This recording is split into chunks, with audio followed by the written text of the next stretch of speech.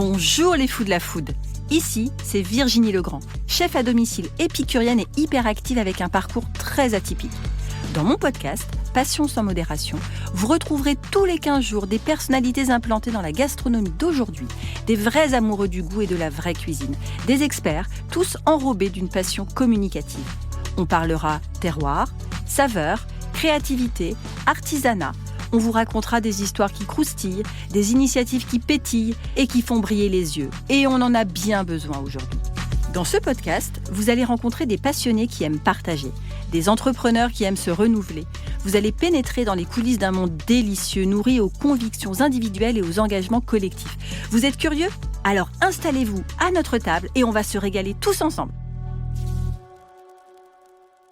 Ce que j'aime profondément en tant que chef, c'est aller à la rencontre de celles et ceux qui font le goût autrement, ceux qui cultivent une terre, portent un héritage, racontent un terroir, capturent une émotion ou défendent une culture. Parce qu'au-delà de l'assiette, ce qui me passionne avant tout, ce sont les produits, les gestes, les regards et les projets qui ont du sens. Qu'il s'agisse de transmission familiale, de terroirs vivants, de savoir-faire artisanaux ou de regards sensibles sur le vivant, chaque rencontre est une autre manière de raconter la gastronomie comme une passerelle entre les cultures. Aujourd'hui, au Studio Module, je suis ravie de recevoir mes invités. Tout d'abord, Alexandra Laporte-Rioux, photographe culinaire spécialisée art de vivre et hôtellerie. Bonjour Alexandra. Bonjour Virginie. Joana Oliveira, qui a choisi de consacrer une partie de son temps à l'oléiculture dans le nord du Portugal afin de préserver les terres et un savoir-faire familial madrinhas. Bonjour Joana. Bonjour Virginie. Je l'ai bien dit ? Très bien dit.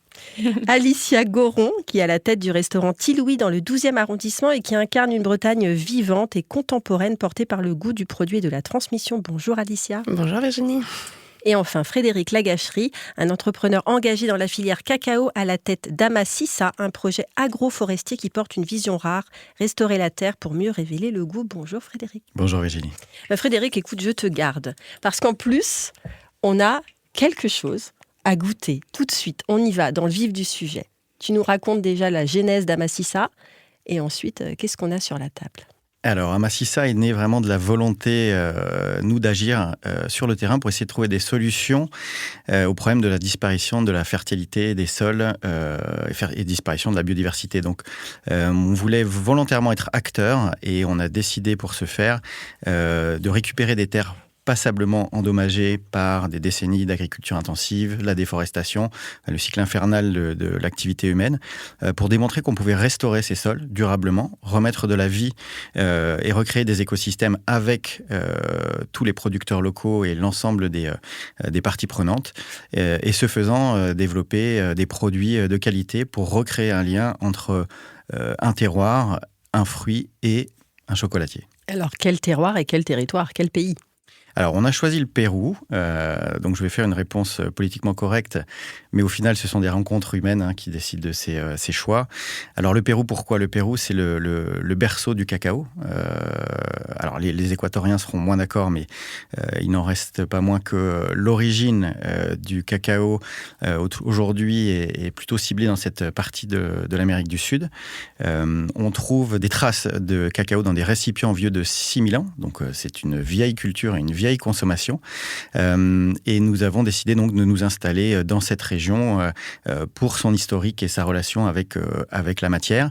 Mais surtout parce que le nord-est du Pérou est une région extrêmement aujourd'hui touchée par la déforestation, puisqu'on est sur les derniers contreforts andins avant de basculer sur le bassin amazonien, et qu'aujourd'hui, en fait, la pression, notamment liée à la culture du maïs, fait qu'on perd des hectares en quantité monumentale, et qu'on essaie, nous, à travers ce projet, d'inspirer une reforestation. Et donc, on pratique l'agroforesterie, c'est-à-dire le fait de réintroduire en fait un système forestier associé à un système de culture, en l'occurrence le cacao. Pas que, on a également des épices, curcuma, gingembre et un petit piment originaire de là-bas qui s'appelle le charapita, et qui est quelque chose que je te ferai découvrir aussi. Qui est fort sur l'échelle ? Il est plutôt costaud.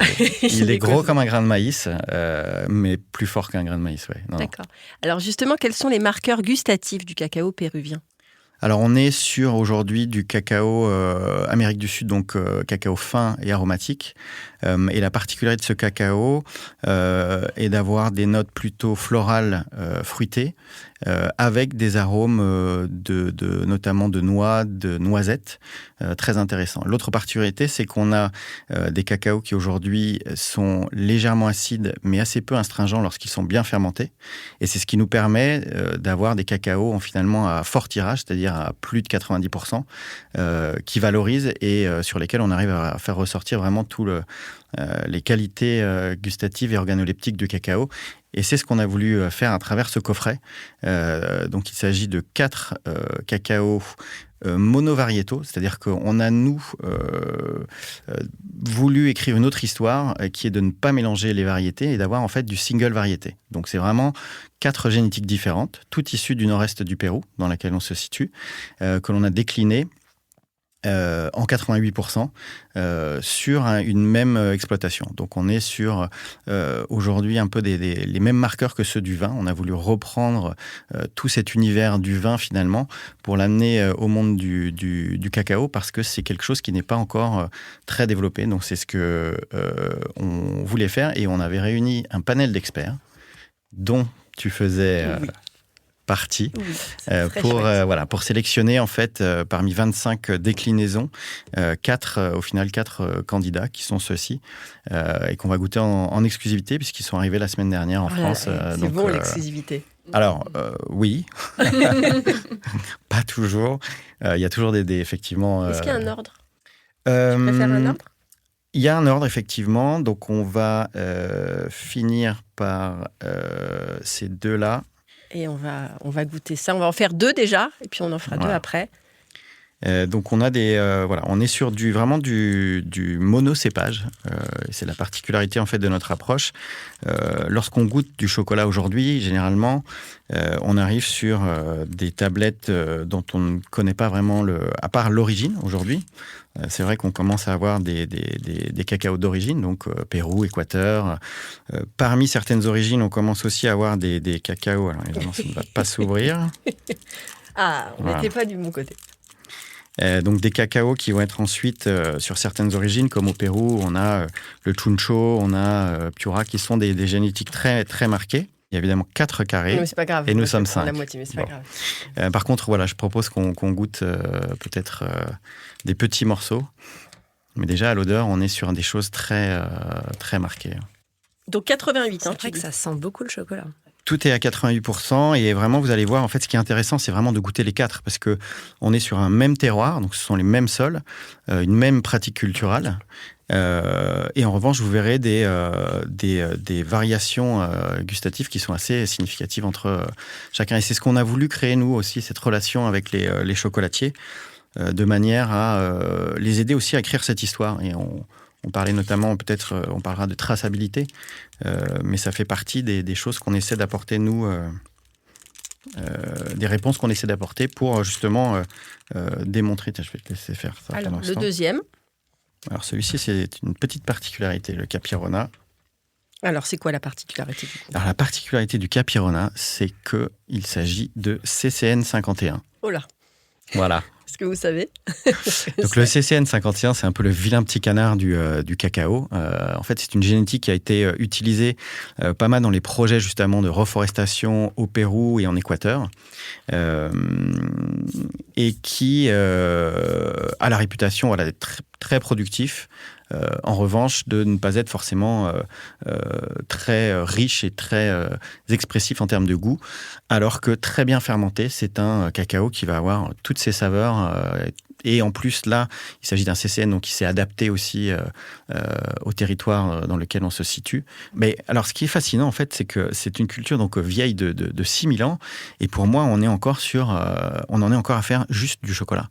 Alors que c'est une matière qui est tellement intéressante pour la fève en elle-même, mais tous les coproduits. Le mucilage, aujourd'hui, c'est quelque chose sur lequel on essaie de travailler également. Donc, le mucilage, c'est la petite peau qui entoure le cacao et qui est extrêmement riche et avec laquelle on va faire...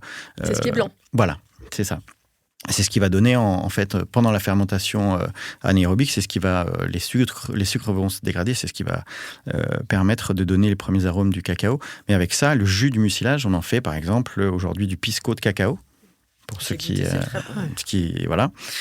On en fait des marshmallows, on en fait... il y a plein de déclinaisons.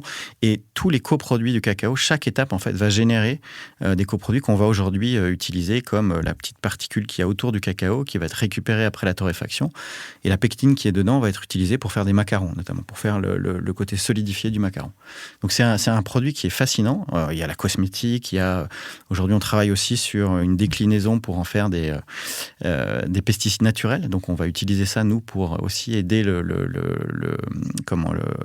nos écosystèmes à mieux se défendre, mais de façon tout à fait naturelle, avec un produit issu de la plante elle-même. Merci beaucoup, Frédéric. Alors, on parle de terroir, de territoire. Je vais me pencher vers Johanna. Alors, toi, l'olivier, l'oliveraie, c'est de famille ? Oui. Comment c'est arrivé du coup dans ton parcours professionnel ? Comment tu as fait le lien, la passerelle entre le savoir-faire familial et l'engagement professionnel finalement ? Eh bien, c'est arrivé parce que l'olivier, elle ne m'a jamais quittée dans ma vie. J'ai toujours, depuis toute petite, on fait les cueillettes en famille, entre amis, donc je l'ai toujours eu. J'ai toujours adoré faire ça.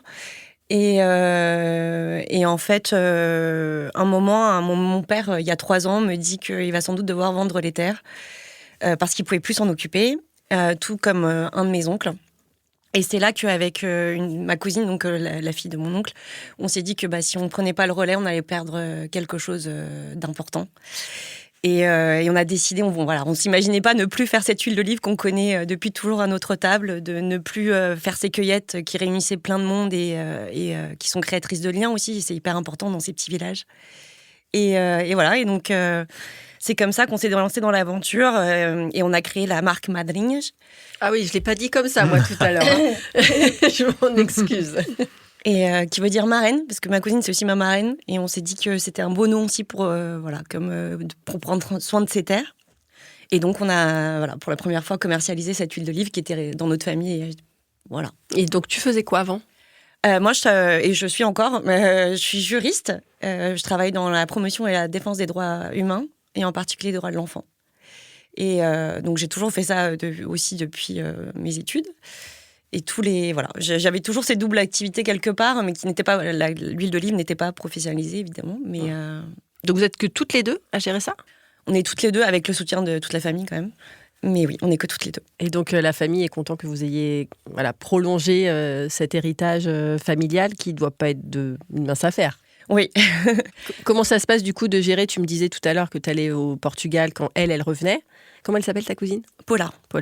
Comment vous gérez, justement, cet agenda complexe ? Alors, sur place, on a de la famille qui surveille un peu les terrains toute l'année. Et puis, on a 4 grands moments où on y va, en fait, plusieurs semaines. On a en février, en avril, pour la taille et pour le labour, pour traiter les terres. On a la cueillette en novembre. On fait mi-novembre. À un moment où les olives sont à moitié vertes, à moitié mûres. On a quelque chose d'assez équilibré. Et donc voilà, c'est en gros, il y a 3 grandes périodes dans l'année où on y va. Et on y va toutes les deux à ces 3 périodes pour gérer avec les gens du village la taille, le labour et compagnie. Okay, super, merci beaucoup. Alexandra, bonjour. Alors toi, avant d'être photographe, tu as évolué dans la sphère médicale. Exact. Qu'est-ce qui fait qu'un jour, on décide de professionnaliser sa passion, ou en tout cas de professionnaliser une vibration qui est arrivée à toi par la vie ? C'est vrai, gros virage pour moi. J'ai été prothésiste dentaire pendant 15 ans, plus particulièrement céramiste. Donc, je faisais les petites dents en céramique, dans mon laboratoire, un petit pinceau, de l'eau. C'est vraiment un métier manuel et de discipline et de calme. Et finalement, c'était un métier passion, tout de suite, qui s'est un peu effrité. Et du coup, comme je n'avais plus trop de challenge dans cette activité, je l'ai trouvé ailleurs. Et comment on arrive à la photographie ? On arrive à la photographie culinaire parce que j'adore manger. J'adore manger et je passe le plus clair de mon temps dans les restaurants à tester des adresses. Je pense que c'est ma plus grosse source de motivation aussi quand je voyage. C'est la première chose que je cherche. Ce sont des adresses, mais que ce soit de beaux restaurants ou pas. Surtout les spécialités. J'adore découvrir la spécialité d'un pays. Et c'est toujours ce qui va guider un peu mes voyages. Vraiment, dans une journée, ça va être matin, midi, soir. Découvrir des choses. Et du coup, c'était assez évident pour moi c'était vraiment ce qui avait toujours été au cœur de ma vie, voilà, la gastronomie. Donc, en fait, très naturellement, je me suis orientée sur une nouvelle activité. Ok, merci. Alors, tu parles de spécialité d'un pays, on va parler de spécialité régionale. Alicia, comment t'es venue l'idée d'ouvrir Ti-Louis, donc la Bretagne, la restauration, l'identité? Comment ça s'est passé tout ce cheminement? Déjà, nous, ça a été un moment de notre vie où on avait déjà notre restaurant, mais qui n'était pas forcément breton. Et on est passé par beaucoup d'étapes par lesquelles passent les entrepreneurs en restauration à Paris, donc des manifestations, des échafaudages. C'était aussi dans le 12e ? Ouais. Et donc, du coup, on a eu un déclin d'activité où on a frôlé des liquidations. Donc, on s'est dit vraiment, il faut se réinventer, il faut trouver quelque chose qui booste un petit peu l'affaire. Et donc, on s'est dit, évidemment, Julien est breton, mon conjoint. Et donc, on s'est dit, on va mettre à l'honneur la Bretagne, mais différemment. On ne proposera pas de crêpes ni de galettes. Donc, ça a été vraiment notre challenge. Et on a été quand même inspirés par des gens qui ont déjà eu affaire à cet exercice, comme Thierry Breton, qui a été vraiment pour nous une source, comme un mentor un petit peu, pour essayer les plats qu'il proposait déjà dans son livre, qui nous avait passionnés déjà à la base. Et donc, on s'est dit, l'exercice fonctionne, on continue dans cette voie-là. Très bien. Alors, c'est drôle parce que quand je t'ai demandé de me faire un petit pitch, tu m'as fait la note vocale et tu m'as dit tout de suite, effectivement, on fait ni crêpes ni galettes. Oui. Donc ça, c'était le parti pris de déconstruire un peu les clichés culinaires ? Alors, on déconstruit le cliché sans vraiment être... on adore les crêpes et les galettes, c'est pas le vrai sujet, mais on avait envie de mettre en valeur un peu plus, des fois, ce qu'on met dans les crêpes et les galettes, les produits AOC de Bretagne. Et pour ça, on va les chercher directement chez les producteurs indépendants et bio qui ont des cahiers des charges qui respectent le renouvellement, qui respectent la biodiversité et l'éco-responsabilité. Et du coup, on a des super produits avec des super recettes bretonnes parce qu'on a aussi tout un travail de recherche sur des recettes ancestrales de Bretagne qui sont peu connues, on va dire, du grand public. Par exemple, donne-nous-en 2. Donc, on va travailler dans notre restaurant le Kika Farce. J'adore, c'est le chou. Bah oui, j'adore. Alors, c'est un pot-au-feu. C'est un pot-au-feu qui reprend du chou. Effectivement, il y a le chou vert de Lorient dedans. Et donc, on vient faire cuire 3 pièces de porc, joues, jarret, poitrine fumée, avec navet, rutabaga, carottes et chou vert. Et la particularité de ce pot-au-feu, c'est qu'on vient faire cuire une farce de blé noir au raisin sec dans une poche en lin fermée hermétiquement, qui à l'époque était faite à la main. Et on fait aussi cuire une farce de froment blanc. Et on mange ce pot-au-feu avec une sauce lipique, qui veut dire sauce en breton et qui signifie par définition beurre échalote. Et du coup, on va pouvoir goûter ce matin Je ne suis pas venue avec une portion de Kika Farce, mais je pourrais vous faire goûter on va venir. On va venir. Et la bien. deuxième recette aussi que les gens connaissent peu, c'est la frigousse du pays de Redon. Et on est vraiment pas très loin, on est au sud de Rennes, du côté de Janzé, donc on met en avant les volailles bretonnes qui viennent cuire avec cette sauce frigousse. Il faut savoir qu'on a une confrérie en Bretagne de la frigousse. Et donc cette sauce, c'est vraiment crème, lard, champignons, oignons de Roscoff, marron et herbes fraîches. Et la volaille mijote longuement dans cette sauce et c'est vraiment savoureux, quoi. C'est génial, parce qu'il y a beaucoup de choux aussi, on parle du chou-fleur aussi. On parle du chou-fleur, nous, sur notre carte. Alors, ça va dépendre des saisonnalités, et donc, on va avoir le chou-fleur blanc, qu'on va travailler au carigos. Le carigos, c'est du curry breton, typique de l'Orient.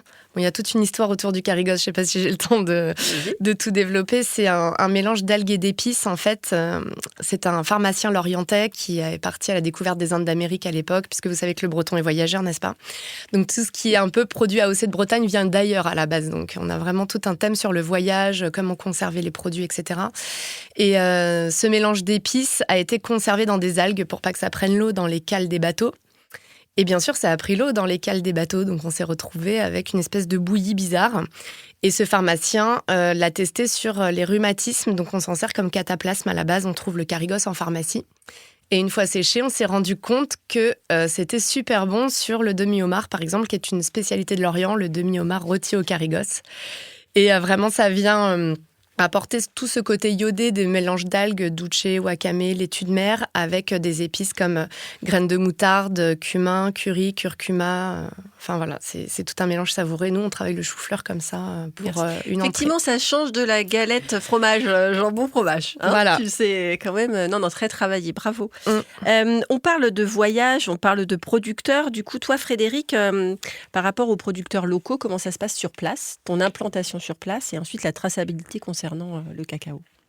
Alors l'objectif était pour nous de nous implanter le plus discrètement possible et de travailler avec les producteurs sans avoir la volonté de leur apprendre quoi que ce soit, parce que ce sont eux qui travaillent et qui connaissent le mieux leur écosystème. Donc on a créé... il n'y a que des Péruviens. Il y a aujourd'hui 70 personnes qui sont présents là-bas. Il n'y a que des Péruviens, à part Leïla, qui est une ingé agro française, mais qui vient d'épouser un Péruvien et qui inévitable. Qui vit là-bas. Mais c'est vrai que l'objectif pour moi était vraiment que les équipes sur place prennent la gouvernance du projet. Toutes les personnes qui travaillent dans l'entreprise ont également ce qu'on appelle une chakra, donc un petit lopin de terre sur lequel ils vont travailler de l'agriculture vivrière. Donc on essaie avec eux de travailler, de leur apprendre à travailler un peu différemment aussi, en utilisant moins de produits chimiques, puisque toutes nos productions sont bio.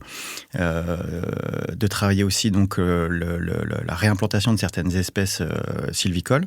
Et puis, on va également, nous, travailler avec le gouvernement local de San Martín pour faire des formations, pour faire ressortir en fait un chocolat d'origine San Martín. Puisqu'aujourd'hui, on a 2 grosses régions qui sont très connues pour le cacao au Pérou, pas celle de San Martín, alors que c'est la plus grosse région en termes de volume. Et donc, on travaille beaucoup avec le gouvernement pour essayer de faire que l'agroécologie soit la plus large possible localement. Et puis, on a, en 2025, créé un centre de post-récolte. Donc, post-récolte, c'est une fois que le cacao est récupéré, on va le faire fermenter, sécher. Et c'est ce centre qui nous permet également de faire des formations auprès des chocolatiers pour leur apprendre à travailler le chocolat différemment et leur ouvrir d'autres marchés que celui du cacao tout venant et d'aller vers ce qu'on appelle le specialty cacao. Donc, il y a un cacao de spécialité qui est destiné plutôt aux chocolatiers bean to bar. D'accord. Donc, est-ce que c'est ça qu'on appelle le chocolat élaboré à l'origine aussi ? Qu'est-ce que c'est cette dénomination ? Alors, le bean to bar, c'est vraiment un chocolatier qui va travailler de la fève jusqu'au chocolat. Donc, qui va intégrer toutes les étapes de transformation, alors que la plupart des chocolatiers, jusque-là, travaillaient avec un chocolat de couverture, qui est le chocolat qui est déjà préparé. En fait, ils achètent des masses, et c'est cette masse de cacao qui va ensuite être retravaillée pour faire des ganaches, etc., et faire leur chocolat. Donc, c'est un nouveau métier, une nouvelle race de chocolatiers qui s'est développée depuis une dizaine d'années, et c'est vraiment ce marché sur lequel nous, on est spécialisés. Oui, plus éthique, en fait, parce qu'en fait, il suit toute la voie. Se pose nécessairement la question de la traçabilité, parce que, et c'est ce qu'on essaie de faire nous, mais c'est le choix d'une génétique, c'est le choix d'un terroir, c'est le choix de pratiques culturales. Aujourd'hui, on a aussi de la réglementation qui intervient, donc on a les lois européennes qui se sont mises en place, enfin qui vont se mettre en place après 3 années de report, mais sur la zéro déforestation pour les produits importés. Et on est obligé donc de démontrer que la production aujourd'hui n'a pas participé à cette déforestation. Donc toute cette traçabilité, c'est quelque chose qu'on essaie, qu'on apporte aux chocolatiers pour qu'eux-mêmes puissent ensuite converser avec leurs clients et les consommateurs et leur expliquer d'où vient ce cacao. Et on en revient à ces questions de terroir, de territoire, de savoir-faire pour valoriser au final le produit à travers derrière toute une transformation et le savoir-faire du chocolatier. Johanna, alors on va basculer sur le savoir-faire de l'oléiculteur. Qu'est-ce que tu aimerais dire au grand public qui ne connaît rien de l'huile d'olive artisanale ? Déjà que c'est beaucoup de travail en fait. Pas que au niveau de la récolte, puisque effectivement au niveau de la récolte il y a beaucoup de travail, puisqu'en plus nous on fait tout à la main. On a gardé cette tradition à la main. Combien d'hectares ? Alors moi je ne sais pas parler en hectares, mais on a à peu près 375 oliviers. Ok, c'est pas mal. Ouais. Donc c'est long et il faut pas mal de monde pour avancer. Donc c'est un travail toute l'année en fait, parce qu'il y a vraiment il faut traiter les terres, s'occuper des arbres tout au long de l'année, surveiller les arbres et voilà. Après on est très dépendant aussi du rythme de la nature, on respecte ça. Et puis au niveau de la récolte, tout est important en fait, chaque étape est très importante. Donc nous, on récolte à la main. On va presser tous les jours au pressoir pour être sûr que l'olive, elle soit très fraîche et qu'elle ne s'oxyde pas. On la préserve dans des cagettes tout au long de la journée pour aussi le poids des unes sur les autres ne... Faut les chouchouter. Voilà, on les Faut chouchoute. les chouchouter, ouais. On les chouchoute. Donc il y a tout ce travail-là. La presse, c'est très importante aussi. Il faut s'assurer qu'on est avec un bon pressoir en qui on a confiance. Nous, on suit tout le processus au pressoir tous les soirs pour être sûr que tout se passe bien. Et puis ensuite, c'est un peu... Il y a tout un travail de patience aussi. Bon, bref, il y a beaucoup de choses. Et puis après, il y a aussi tout ce qui est... on la laisse décanter pendant pas mal de mois. Et puis tout l'embouteillage. Toutes ces étapes sont très importantes. Donc il y a vraiment pas mal de travail manuel, pas mal d'attention à apporter. Et voilà. Et donc, pour qu'on ait quelque chose de très frais et de qualité, avec un taux d'acidité très bas.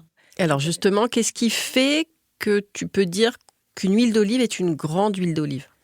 Pour moi, une huile d'olive, c'est une huile qui a une identité, qui est à la fois douce et ardente, qui a plusieurs caractéristiques comme ça.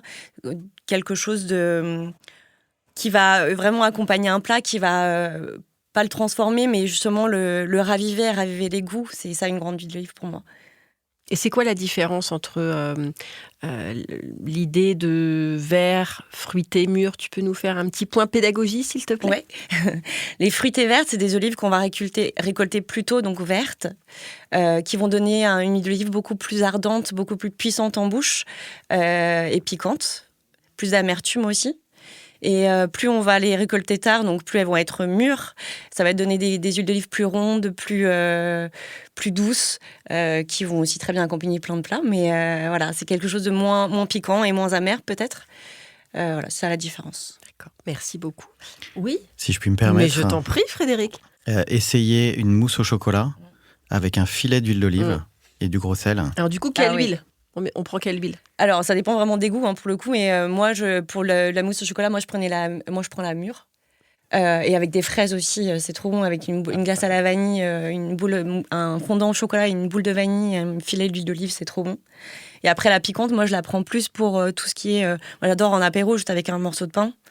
Mais avec la burrata, des fromages frais, avec des orégans, dans les salades, dans tout ce qui est plus cru. Je trouve que ça vient vraiment... donner quelque chose au plat. Merci. Alors, je bascule en Bretagne. L'huile d'olive, moins que le beurre. Moins que le beurre. Après, on a des huiles en Bretagne aussi. On travaille avec une ferme qui s'appelle la ferme Belle Noé, avec qui on essaye d'associer des goûts avec une huile de cameline, qui a un vrai goût d'asperge, qui est riche en oméga 3, etc., qui est vraiment super bonne. On a aussi de l'huile de chanvre, parce que tout ce qui est lin et chanvre en Bretagne, ça reprend vraiment le dessus. Donc, ça ne sera pas sur les olives, désolé, mais on a des huiles dites bretonnes, puisqu'on a vraiment des fermes qui veulent retravailler, que chaque produit vienne de Bretagne, en fait. Et c'est vrai que c'est une identité à mettre en avant, parce qu'ils sont peu connus pour ça, donc... Parce que toi, du coup, la philosophie, c'est de faire vivre du coup un établissement avec un sourcing hyper précis, hyper juste, que tu renouvelles en permanence. Comment se passe justement la collaboration avec les artisans? Alors, on n'a pas assez d'un restaurant et d'une année pour faire travailler tous les producteurs qu'on rencontre. Mais nous, on part tous les étés en camping-car, donc avec Julien, traverser la Bretagne entre terre et mer. Et l'idée, c'est de visiter la ferme, de goûter les produits. Donc, à chaque fois, ils nous font découvrir aussi d'autres producteurs. Tu connais pas lui. Donc, en fait, c'est in fine. Et en vrai, on essaye d'avoir déjà, ce qui va sélectionner notre choix, c'est d'avoir la possibilité d'être livré en petite quantité à Paris. Ah oui. Parce qu'on a un établissement d'à peu près 50 couverts, donc il faut aussi penser au roulement, au DLC. Il y a des produits qui ont plus de DLC que d'autres, mais effectivement, il faut penser à tout ça. Donc c'est une vraie logistique, c'est-à-dire qu'en fait, chaque produit a un producteur. Et donc, chaque produit, c'est un bon de commande, c'est un suivi de stock, etc. Donc, c'est le suivi de chaque prix aussi, à chaque fois, pour essayer d'avoir le meilleur rapport qualité-prix.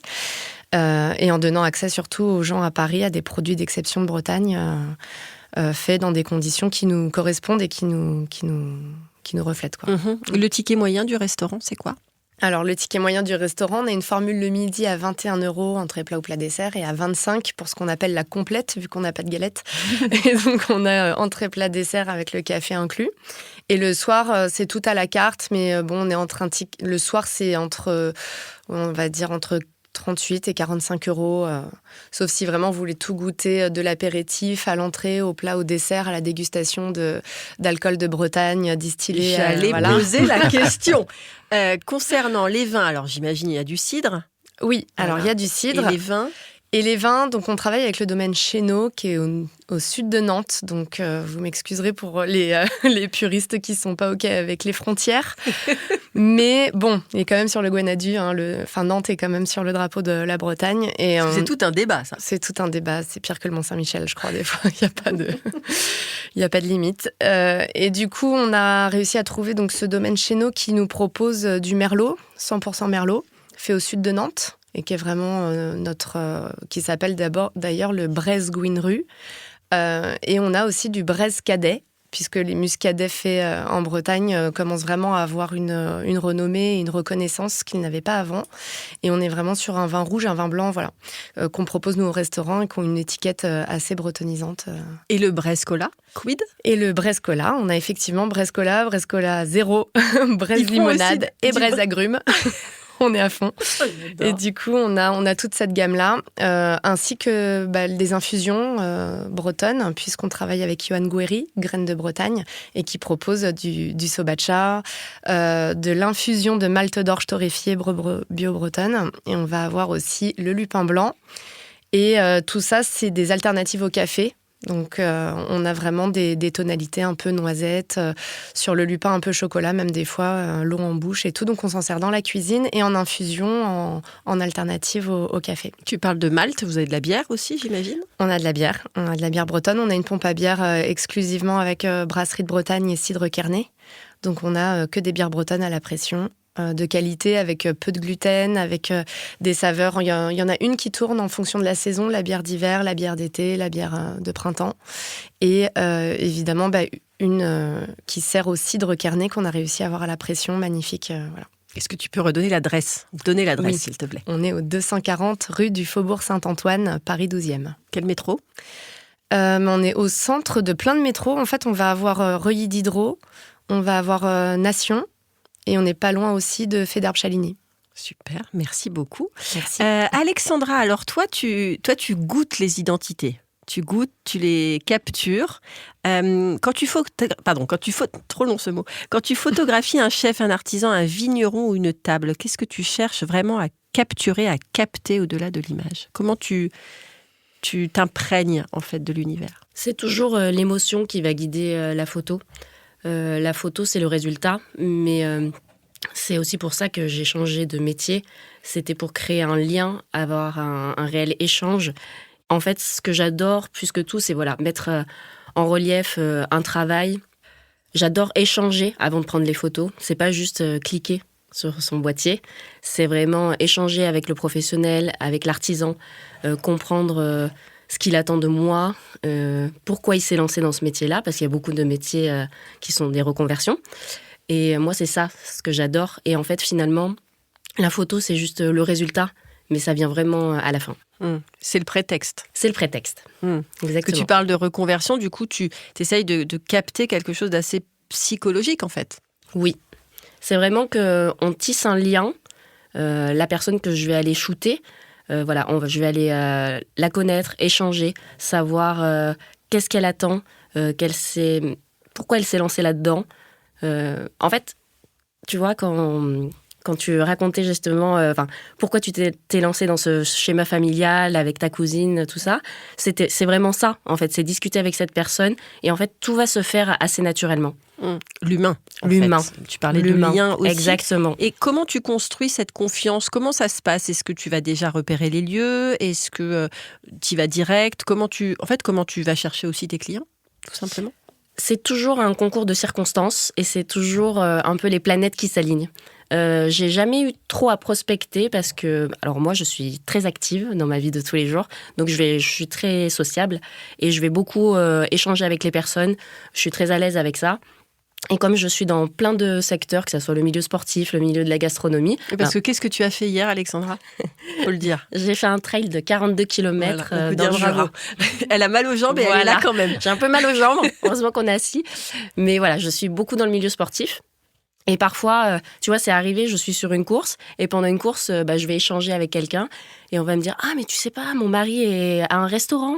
Voilà, un restaurant en Normandie. Tu voudrais pas venir faire des photos ?» Et en fait, ça se fait très naturellement, toujours comme ça, et parce que je pense que je suis très curieuse, j'aime beaucoup échanger avec les gens, et du coup, ça va toujours se faire comme ça, des petits cailloux qui sont semés sur ma route, et voilà, je vais rebondir là-dessus. C'est très beau. On te souhaite le meilleur. Merci beaucoup. Frédéric, toi, tu veux créer de l'impact. On a compris avec ce joli projet, valoriser une terre, structurer une filière. Pourquoi l'avoir fait au Pérou et pas forcément en France ? Alors, pour les raisons que j'évoquais tout à l'heure, qui sont principalement humaines au démarrage, et le fait d'intervenir aussi en Amazonie était un symbole relativement évident et une cause à défendre. Mais en approchant les chocolatiers français, on a été effectivement questionné sur pourquoi ne pas faire ça en France. Et la question s'est posée et tout de suite on a effectivement décidé de répliquer. Alors c'est pas un copier-coller, mais les problématiques sont les mêmes. Disparition de fertilité des sols, disparition, on l'a vu dans nos campagnes, des haies, de la biodiversité. Donc tout ce qu'on a appliqué au Pérou, on l'a décliné à la problématique France, et on a donc créé une deuxième ferme en France, alors qui aujourd'hui c'est 4 fermes, plutôt dans une moitié sud, ce sont des fermes qui sont dédiées à la culture donc du fruit sec, amandes, noix, noisettes. On fait également des céréales, on fait également du miscanthus, donc on va travailler en fait une diversité de... C'est quoi le miscanthus ? Miscanthus, c'est une espèce de paille qui va être utilisée plutôt en paillage. Je suis la seule à ne pas savoir ? Non, Très bien. on écoute. Je suis ravie. Mais voilà, au-delà, donc on travaille exactement la même chose. On va aller travailler l'amande, la noix, la noisette en agroécologie, restauration des sols. Enfin, on a développé un vrai savoir-faire à ce niveau-là. On va aller travailler en huile également. Donc, on a une déclinaison huile alimentaire et cosmétique. Et l'idée, c'est aussi pour nous de porter un autre discours qui est celui du rôle des fermes, finalement, dans la lutte contre le réchauffement climatique, parce que la ferme est un formidable outil à séquestrer de l'eau, du carbone, rafraîchir les territoires et remettre de la biodiversité, sachant qu'une étude récente démontre que 72% des entreprises européennes dépendent de la biodiversité. Donc, important de remettre la ferme au milieu du village. Gros enjeu de Exactement. société. Merci beaucoup. Johanna, en termes de distribution, quels sont les différents canaux en fait entre l'Oliveraie et le palais du dégustateur ? Alors c'est moi, parce que je fais tout. Mais oui, du coup, pour l'instant, c'est tout le début pour moi, en fait, en termes de distribution. Donc, pour l'instant, c'est moi qui ramène mes bouteilles embouteillées, que j'ai embouteillées à la main jusqu'à Paris. Et je fais des marchés. Là, je suis actuellement en train de voir quelques épiceries. Et sinon, j'ai un site internet qui s'appelle madrinas.store. Et voilà, donc pour l'instant, c'est le début. Donc, c'est comme ça que je distribue moi-même mes petites bouteilles d'huile d'olive. Tu touches des restaurants ? Pas encore, j'ai pas encore fait cette démarche-là. Mais il faudrait. J'ai des gens à te faire rencontrer alors, quand même. Tu nous as apporté une bouteille, tu peux nous dire ce que c'est ? Donc celle-là, c'est une bouteille de la cuvée 2025. Donc qui a été, je parle de 2025, mais les cuvées... comment dire, nous récoltons en novembre, donc fin d'année, on laisse décanter, donc du coup ça c'est ce qu'on a embouteillé en février 2025. Là c'est une seule, cette année-là on avait fait une seule cuvée. On a quelque chose d'assez harmonieux, vert mûr, avec des touches, des arômes de verdure et de tomates. Voilà, ça c'était celle de l'année dernière. Et pour 16-7 de cette année, je vous en ai ramené 2 aussi, mais qui n'ont pas encore du tout les étiquettes, puisqu'on vient de les embouteiller et on n'a pas encore mis en distribution. Mais cette année, on a réussi à faire deux cuvées, parce qu'on a essayé de faire des assemblages différents avec nos terrains. Et du coup, on a 2 cuvées. On en a une plus verte, qui a des arômes d'artichaut cru cette année, et de verdure aussi, et une plus mûre qui a des arômes de tomates et de confiture. Voilà, donc on est assez contente d'avoir réussi à faire ça. On a des super résultats en analyse, donc on va voir. Voilà. pour cette année. Très bien, merci. Je la dégusterai avec grand plaisir. Du coup, Alicia, on parlait d'artichaut. Oui, Bretagne. j'ai relevé, j'ai noté. J'ai noté.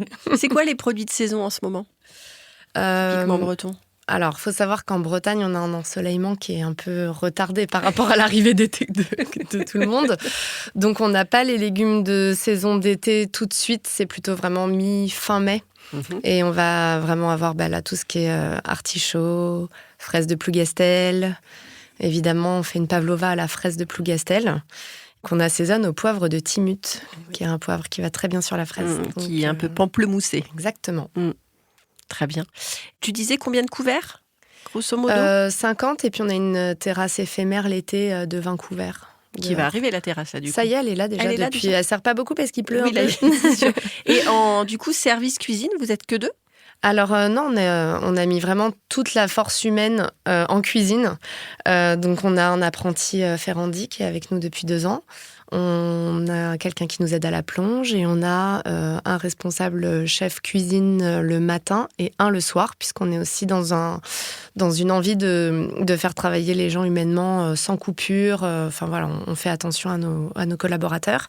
Donc tu les chouchoutes comme les olives. Exactement. Ce qui fait que ils sont toujours contents de cuisiner les plats et du coup on a des plats vraiment faits avec amour et où tout le monde est content, donc c'est plutôt bien. Donc ils sont 5 en cuisine et Julien et moi on est tous les 2 en salle avec un serveur le midi et un serveur le soir. Et dans le développement aussi, j'imagine que vous êtes dans le développement commercial et de structure et de visibilité, je veux dire. Oui, ça, on a toutes les casquettes. On s'occupe de la communication, du recrutement, de la compta et du développement parce qu'on ouvre une boutique dédiée aux producteurs bretons. Donc, on a eu les clés la semaine dernière. Ce sera où ? Ça sera juste en face. C'était un appel Quelle du cohérence. pied. Voilà. Et donc, on prolonge l'antenne du restaurant sur un... Alors, j'aime pas trop le mot, mais on est dans l'état d'esprit d'un fast-food, puisqu'on va aller sur une restauration rapide pour répondre à des besoins des gens du midi, qui sont vraiment dans la vie ancrée urbaine et rapide. Et donc, on va proposer comme l'idée d'un coffee shop, puisque vraiment, c'est la tendance aussi en ce moment, mais avec un coin épicerie fine dédié à tous nos producteurs. Et donc, tout ce qui sera proposé dans cette boutique sera évidemment fait à partir de produits frais, bio-bretons. Et ça ouvre dans 2 ou 3 mois. 2 ou 3 mois. Voilà. Très bien. À quand l'ouverture d'un restaurant à Marseille? Oui, alors on me Pour les demande gens du Midi, d'ouvrir. justement, mais qui habitent dans le Midi. Non, mais je sais. Alors, déjà, on a un positionnement un peu stratégique à côté de la gare de Lyon pour les gens qui viennent du sud de la France. On est une pré-étape avant la Bretagne. Mais évidemment, qu'on nous demande des fois d'ouvrir ce genre d'enseigne beaucoup plus loin pour faire profiter aux gens des produits de la Bretagne, pour ceux qui sont plus loin. Mais c'est vrai qu'après, il y a toute cette question d'acheminement. Du produit, oui. Du produit. Donc, c'est à réfléchir, mais c'est vrai que c'est une structure à mettre en place, quoi. C'est pas simple. Mais ça reste des projets, c'est bien d'avoir plein de projets. Il faut, c'est ce qui crée la motivation et Exactement. l'engouement du quotidien. Exactement, merci Alicia. Alexandra, alors tu disais tout à l'heure que la curiosité était un moteur très très fort chez toi. Qu'est-ce qui continue de nourrir ton regard, de te nourrir toi, l'envie de raconter les autres? Essaie de nous parler d'un projet qui t'a tenu à cœur et un projet fou que tu aimerais faire. Je pense que c'est d'échanger avec d'autres collaborateurs et collaboratrices. J'adore voir ce que des confrères, consoeurs font comme photo. Un photographe, sa plus grande fierté, c'est quand, par exemple, vous ouvrez vos réseaux sociaux et vous reconnaissez la photo d'un photographe sans savoir que c'est lui qui l'a fait. La patte. Et ça, c'est vraiment... pour moi, la consécration. Et j'adore regarder le travail d'autres personnes, m'inspirer, voir comment ils ont joué avec les lumières, leur poser la question, qu'est-ce que tu as utilisé comme objectif, comment tu as fait. Et ça, c'est vraiment, on va dire, ma ligne de conduite. Là, ça fait combien de temps, du coup, que tu t'es mise à ton compte en tant que photographe? Là, ça fait 3 ans. Et c'est quoi le projet qui t'a le plus emballé? Ou le plus... avec une ampleur un peu... Je pense que ceux en général qui m'emballent le plus, c'est tout ce qui est salon de la gastronomie. salon du vin, parce que du coup, il y a énormément de professionnels. Et là, moi, ça va nourrir mon besoin d'échange. Et le fait d'aller sur beaucoup de stands, de voir des personnes très différentes, de prendre en photo dans leur univers, c'est vraiment ce genre de salon que j'adore, parce que vraiment là, on est au summum de l'échange. Et de l'effervescence. De l'effervescence. Que tu après captures, et puis Voilà. après, ça fait aussi des petits pour ton Exactement. business, quoi. C'est ça. Très bien. Première partie, finie. On dégustera plus tard le chocolat. On n'oublie pas, Frédéric. Alors, je ne sais pas si vous le savez, moi, je suis une ancienne prof de lettres. Donc, je vais vous donner une citation, enfin un passage, et je vous poserai une question ensuite. Mais quand d'un passé ancien rien ne subsiste après la mort des êtres, après la destruction des choses, seule, plus frêle mais plus vivace, plus immatérielle, plus persistante, plus fidèle, l'odeur et la saveur restent encore longtemps comme des âmes à se rappeler, à attendre, à espérer sur la ruine de tout le reste, à porter sans fléchir, sur leur gouttelette presque impalpable, l'édifice immense du souvenir. 1922, Monsieur Proust, quelle est votre Madeleine? C'est dur. Notre Madeleine à nous, personnellement. Oui, qu'est-ce que ça t'évoque? Voilà, la nostalgie, l'enfance, pas forcément un plat, ça peut être votre enfance. Quand je parle de saveur, d'odeur, de sens, qu'est-ce qui vous vient? En général, il y a quelque chose qui vous vient. Et il n'y a pas de réponse type.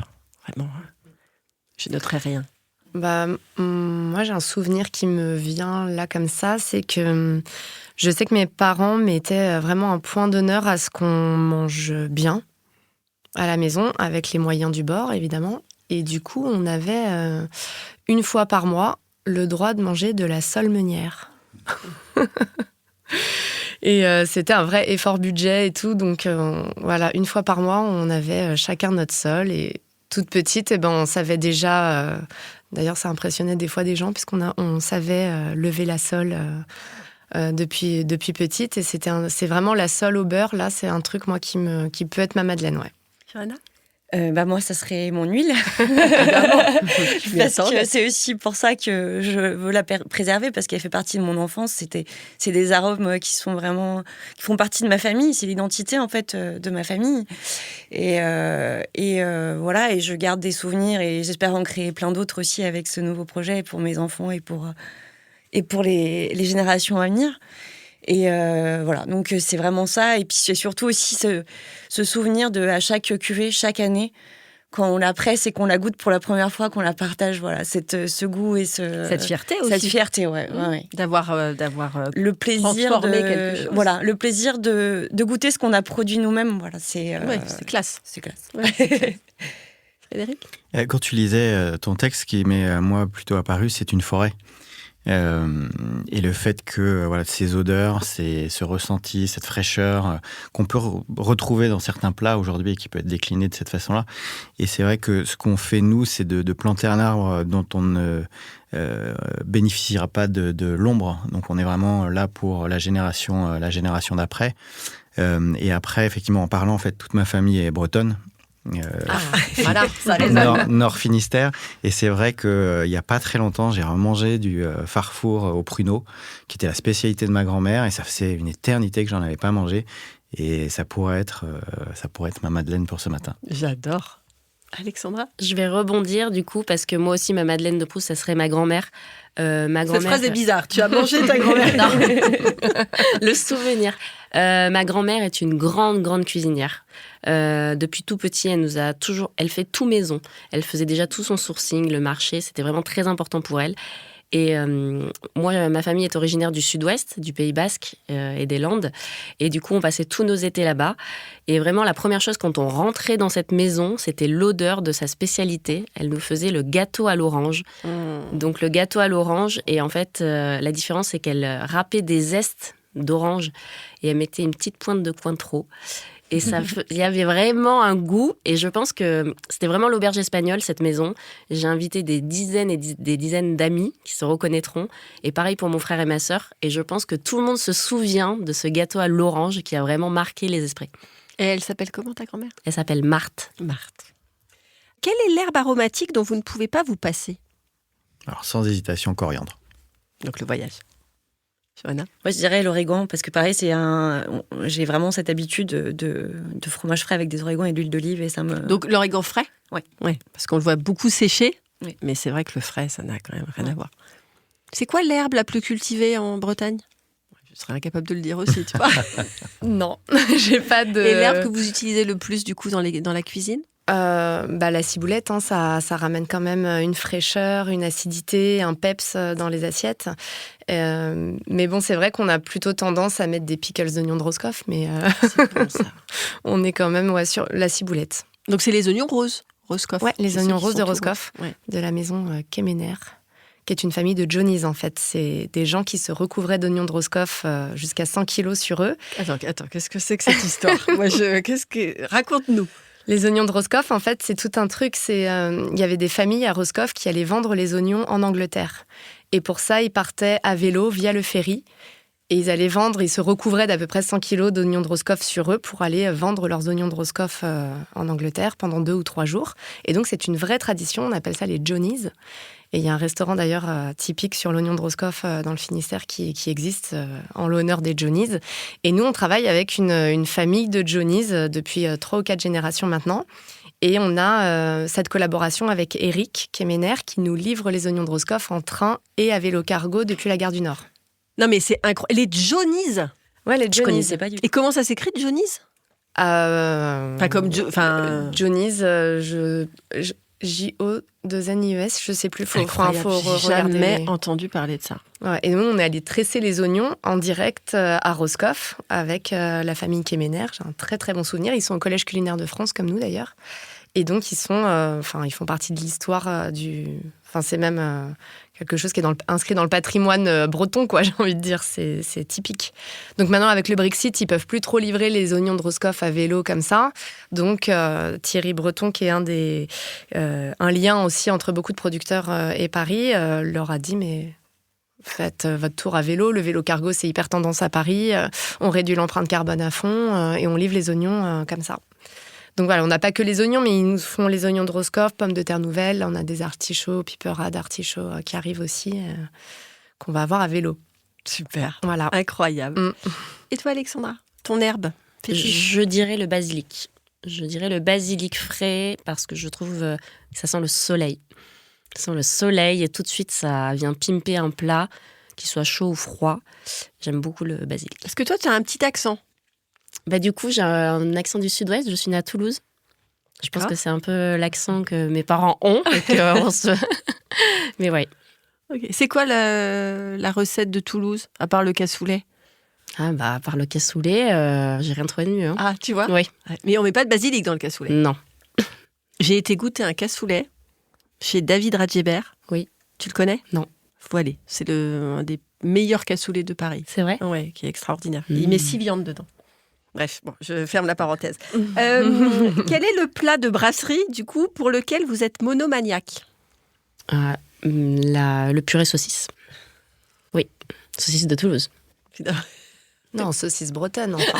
Le porc La en Bretagne, c'est la bataille. vie. Oui. Alicia, tu dirais quoi ? C'est dur parce que moi, en plus, j'ai un parcours vraiment sur la brasserie où j'ai fait beaucoup... J'ai travaillé dans beaucoup de brasseries. Je dirais le steak tartare. Ok. Je réfléchis un peu, ça peut... Un plat que t'aimes prendre dans un resto, où tu te diras, voilà, je vais pas chercher l'inconfort, je prends la facilité. Il y en a beaucoup, mais Frédéric ? Ah bah du coup. j'en ai un. Ah bah voilà. La salade de poulpe. Salade de poulpe. J'adore ça. Ah ouais, c'est bon ça. Avec ta petite huile Avec d'olive. ma petite huile d'olive, toujours. Évidemment, mais tu peux la mettre sur tout, hein, même Ah sur bah des oui. salades de fruits. Ça va avec. Ouais. Ça se marie avec plein de Je choses. pensais, quand tu parlais de fromage, je pensais fromage de chèvre. Oui, Si, moi aussi. j'adore, donc ça peut être hyper bon. Frédéric ? Alors, je suis très cuisine asiatique, mais pour l'exercice, je me rabats sur un poulet Gaston Gérard. J'ai vécu à Dijon très longtemps, et effectivement, c'est une des spécialités Alors, dis-nous ce que c'est. dijonnaises. C'est un poulet avec une sauce ultra légère à base de crème et de fromage. Donc, Hyper diète. voilà, très diète. Surtout, je recommande le midi pour une bonne après-midi digestive. Mais effectivement, c'est un des plats signature de Dijon avec un très bon Bourgogne. Et ça fait partie aussi de mon éducation. Super. Qu'est-ce qu'il y a toujours dans votre réfrigérateur ? Tu peux pas dire de l'huile d'olive. Non, là, je peux pas dire de l'huile d'olive. Moi, c'est du jus de pomme. Oui, d'accord. Il y a toujours du jus de pomme, plat, pétillant, jus de pomme. Ok. Du fromage. Ah, tu le dis avec un air culpabilisé. Sérieux. Non, Tu fais pas tes du tout. Mais Tu fais pas tes du tout. petits yeux coupables. Tu as Non, le non, droit non, de du manger tout, du mais toujours du fromage. J'aime à peu près tous les fromages, mais c'est vraiment, j'en aurai toujours dans mon réfrigérateur. Je dirais des œufs. Toujours des œufs dans mon frigo. Alors moi, mon frigo, malheureusement, et ma femme essaie de lutter contre, mais à chaque fois que je reviens du Pérou, je reviens avec un bocal de piment, de trucs, de machin. Donc il y a un étage complet de choses qui s'amassent, qui sont des petites choses ou fraîches, ou enfin en tout cas j'essaie de garder fraîches, mais originaires Pérou. Ouais. Pérou, longtemps, la cuisine a été dit comme la meilleure du monde. Alors elle l'est, en fait, c'est un pays extraordinaire en termes effectivement de variété, de diversité de climat. On a plus de 90% des climats mondiaux sont représentés à l'échelle d'un pays, puisque tu as le Pacifique qui est très désertique, ensuite ça monte jusqu'à 6000 mètres, donc tu as tous les climats montagneux pour redescendre dans l'Amazonie. Donc vraiment une diversité extrême, et donc tout pousse au Pérou. C'est une diversité de produits qui est très riche. Et à Lima, effectivement, régulièrement, dans les 50 meilleurs restaurants mondiaux, tu as 3-4 restaurants qui sont péruviens. Et à part le ceviche qu'on connaît, qu'est-ce qu'on a comme plat, par exemple, préparé, plat mijoté, comme le kika farce? Il y a plein de... Alors moi, je suis dans la selva, donc la région du nord-est. Donc c'est des choses qui vont être plutôt riches en épices. En fait, ils vont être capables de recréer tous les plats que tu veux, donc des ceviches, etc., mais avec que des produits locaux. Donc, tu as une gastronomie locale, mais qui va reprendre le tartare, la même chose de poulpe, mais bon, il n'y aura pas de poulpe Dans en l'Amazonie. Amazonie, pas encore. Il y en a beaucoup en Bretagne, pour le coup. Donc, ça devient une des spécialités bretonnes. Une des spécialités bretonnes, et je rebondis aussi sur les épices et sur des produits un peu atypiques, puisqu'on travaille aussi avec des producteurs qui s'amusent à faire pousser du citron gingembre, du piment. De la vanille. De la vanille maintenant. Ah ouais. Donc on a vraiment... De la vanille bretonne. Oui, mais le breton a ce côté Mais il a des indépendantiste. ressources, le breton. C'est ça. Il veut tout faire, lui. Il veut Un peu, tout faire. voilà, très autonome. Très autonome. Après, c'est vrai qu'il y a des histoires d'énergie recyclable, en fait. C'est-à-dire qu'il y a des pousses sous serre où on revend l'énergie, où on fait attention, parce que tout le monde n'est pas pour les pousses sous serre. Donc, il faut faire attention aussi au sourcing. Évidemment. Une autre question. Je suis sûre que vous allez bugger. Avec qui vous aimeriez partager un dîner? Vivant, disparu, fictif? Eh oui. Et là, oui, je n'ai pas envoyé les questions à l'avance. Non. On va avoir une tablée de gens que vous aimeriez rencontrer. Ah, Frédéric, il a une idée. Alors, je pense que les dîners déjeuners organisés à la bonne époque entre les Depardieu et consorts, Villeray, Blier, Carmet. Voilà, pas que pour la nourriture, pour l'ambiance aussi, parce que c'est aussi une question d'ambiance et de convivialité. Ouais. Ok. C'est dur. Hein. C'est dur. Ça peut être quelqu'un après que tu connais, les filles. Moi, je dirais quelqu'un de ma famille qui... ma grand-mère, elle a eu 14 enfants, donc j'ai une très, très grande famille. Ça fait une belle tablée. Et donc, le plus vieux de mes oncles qui est mort, moi, je ne l'ai pas connu, mais je sais que c'est lui qui a beaucoup perpétué cette tradition aussi chez nous. Et qui a été entrepreneur et aussi... Et voilà. Donc, je pense que c'est quelqu'un que j'aurais aimé rencontrer et avec qui discuter. Qui s'appelle? Enfin, qui s'appelait? Qui s'appelait Adelino. Adelino. Voilà. Ok, d'accord. Les filles? Moi, une idée me vient, peut-être partager un repas avec la famille Rollinger. Bien sûr. Que vous avez rencontré? Non. Parce qu'ils sont là-bas. Ils sont à Saint-Malo, donc ils ont plusieurs boutiques, dont une aussi à Paris, mais celle de Saint-Malo est vraiment très jolie. On est sur des petites échelles, tout en bois, enfin c'est magnifique. Et pour la diversité de leurs expéditions, de leurs épices, de tout, enfin voilà, partager un repas avec eux. Le fils a une étoile. Le fils a une étoile, ouais. Alexandra? Moi, je dirais avec une personne qui est décédée il y a peu de temps, un chef pour qui j'ai longtemps travaillé, le chef Andreas Mavromatis, qui est un chef grec que j'adorais, avec qui j'ai passé des super shootings. Et on s'était toujours dit, il m'avait dit, il faudra que tu reviennes à mon restaurant étoilé, ma table étoilée, et on se fera un déjeuner ou un dîner ensemble. Et malheureusement, il nous a quittés il y a même pas 2 mois. Et voilà, j'aimerais partager ce moment avec lui parce que c'était vraiment une personne d'une grande empathie, très bienveillante, chaleureuse, un fin gourmet. Et je pense qu'on aurait passé un très bon moment. Merci. Est-ce que vous pouvez continuer la phrase ? Pour moi, cuisiner, c'est... Pour moi, cuisiner, c'est partager. Pour moi, cuisiner, c'est un moment d'évasion. C'est un vrai moment pour moi de relaxation. Après les longues journées qu'on enquille, c'est un vrai plaisir de travailler et surtout aussi d'emmener mes filles petit à petit à partager ce moment créatif. Du coup, moi, c'est bon, j'ai trouvé. Donc, cuisiner, c'est transmettre. Parce qu'il y a vraiment cette notion de transmission. Et toi, c'est le cœur aussi de votre philosophie à tous les deux. Exactement. Je suis complètement d'accord avec tout ce qu'ils ont dit, mais je vais retrouver un autre mot. Et je dirais que c'est voyager. Moi, du coup, c'est vrai qu'à chaque fois que je fais de la cuisine à la maison et que je cuisine portugais, j'ai l'impression de me retrouver chez moi.